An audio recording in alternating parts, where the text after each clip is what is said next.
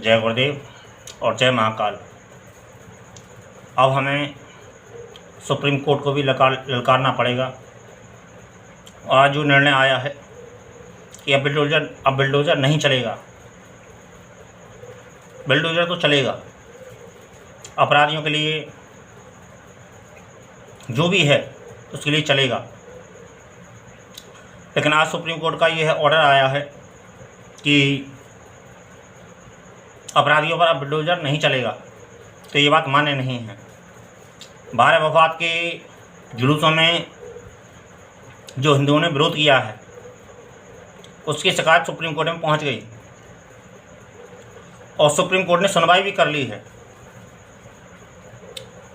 और supreme court ने सुनवाई की है तो अब यह एक बंधन लगाया है कि अब अपराधियों के घर पर बिल्डोज़र नहीं चलेगा, जबकि चलेगा। उत्तर प्रदेश सरकार ने भी शायद अपनी एप्लीकेशन दी है। अपराधियों के घर पर तो बिल्डोज़र चलना ही चाहिए।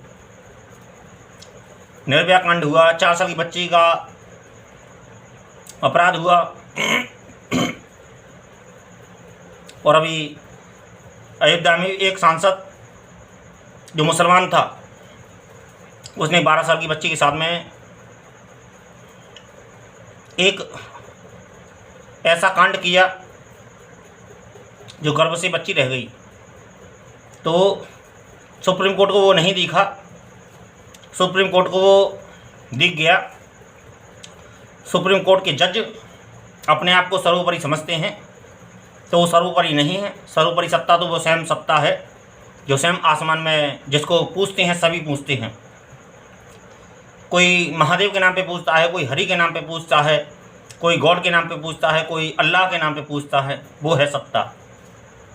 उससे डर शायद कम बचा है अब, लेकिन उस सत्ता को अब आना ही पड़ेगा और कोई विकल्प नहीं है। तो क्या सुप्रीम कोर्ट भारत के ने ये कहा कि अब बिल्डोज़र नहीं चलेगा, तो बिल्डोज़र तो चलेगा। सुप्रीम कोर्ट नहीं रहेगी लेकिन बिल्डोज़र चलेगा। जनता जनार्दन का फैसला अलग फैसला होता है और वही सर्वोपरि फैसला होता है। पंचों का फैसला जो होता है वही सर्वोपरि होता है। लेकिन एक बात और समझ लें कि अब विवाद बहुत बढ़ना है और विवाद ही नहीं बढ़ना है, बहुत कुछ इस भूमंडल पर होना है। उथल पुथल चल रही है और उथल पुथल होनी भी है। समाज अपने आप को संगठित रखे और सत्य के साथ में रहे। सत्य के साथ में रहोगे तो संगठित रहोगे और संगठित रहोगे तो सत्य के साथ में रहोगे और परमात्मा के साथ में रहोगे। क्योंकि जिसका साथ, जिसका विकास, असुर शक्ति एक हो चुकी है, लेकिन सनातन समाज अभी एक नहीं हुआ है। सनातन समाज खंडित है और धर्म सदा से एक नीति है और धर्म सदा रहेगा। इसको कोई टाल नहीं सकता, इसकी कोई रोक टोक नहीं है। धर्म की पावर बहुत होती है, लेकिन कभी कभी जब अपने लोग काफिर हो जाते हैं और जब अपने लोग शत्रु हो जाते हैं तो धर्म कमज़ोर तो हो सकता है लेकिन अशक्ति नहीं हो सकता। तो उसके पास में शक्ति सदा विद्यमान रहती है और धर्म हमेशा विद्यमान रहता है। धर्म की एक सबसे पहली जो गुण है वो धर्म के साथ में ही चलता है और धर्म अपने आप में गुणवान है और सत्यवान है।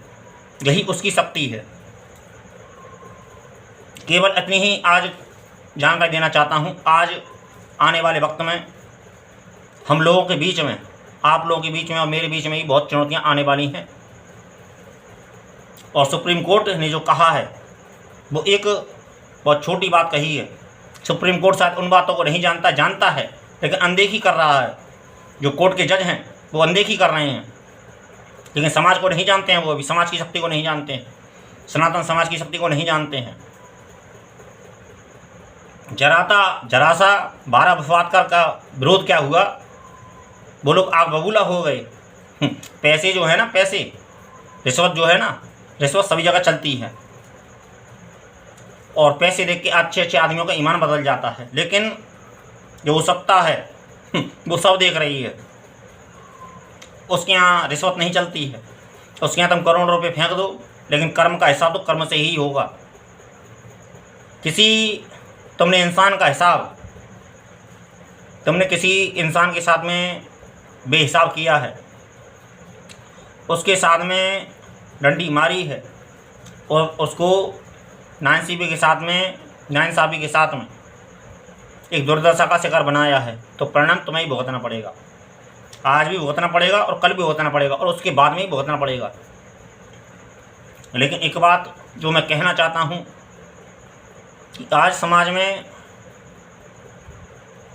जागृति की बहुत आवश्यकता है। आज वो फैसला आया है सुप्रीम कोर्ट की तरफ से जो मान्य नहीं है सनातन समाज की तरफ से, मेरी तरफ से तो मान्य नहीं है। और दिल्ली सरकार भी उधर ड्रामा कर रही है, तो वो भी ये अब आने वाले क्षण हमारे बहुत एक अलग क्षण हैं और आने वाले समय में हमारे जीवन में द्वंद्व जिसे बोलते हैं, जिसको ना हम इधर हो सके ना इधर हो सके, हमें एक पक्ष चुनना ही पड़ेगा। धर्म यहाँ पर अधर्म का नाश होता है, ये बात जान लीजिए। गीता में इस बात को कृष्ण ने कहा है कि यदा यदा ही धर्मस्य संभवामि युगे युगे। धर्म की यदि कोई अपमान करेगा तो जीवित नहीं रहेगा। धर्म का अपमान करने वाला जीवित नहीं रह सकता है, उसको इस दुनिया से उठना ही तय है, चाहे फिर वो कोई भी हो, A to Z।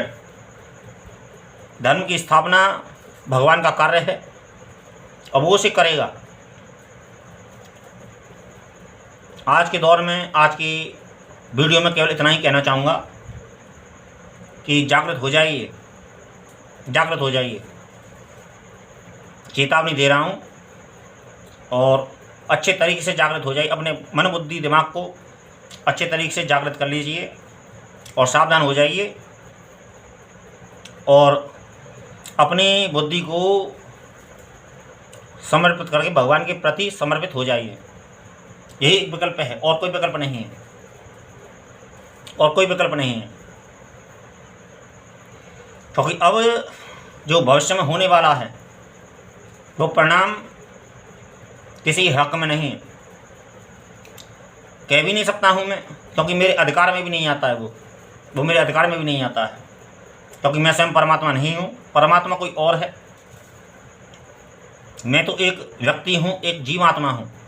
मेरे अधिकार में जितना कर्म आता है मैं उतना कर्म करूँगा और निष्ठापूर्वक, श्रद्धापूर्वक और इच्छापूर्वक जितना मेरे अधिकार में कर्म आता है मुझे वो करना ही पड़ेगा, क्योंकि मैं तो परमात्मा को नहीं छोड़ूंगा, मैं अपने सद्गुरु को नहीं छोड़ूंगा। तो आज के लिए इतना ही। सावधान रहिए, चैतन्य कीजिए अपने आप को, बुद्धि को चैतन्य कीजिए, अपनी परिस्थिति को देखिए और राजनीति में क्या चल रहा है, सुप्रीम कोर्ट क्या कह रहा है और हमारे समाज में और पड़ोस में क्या चल रहा है, इस चीज़ को देखिए। आने वाला समय बहुत खतरनाक है। जय गुरुदेव, जय महाकाल।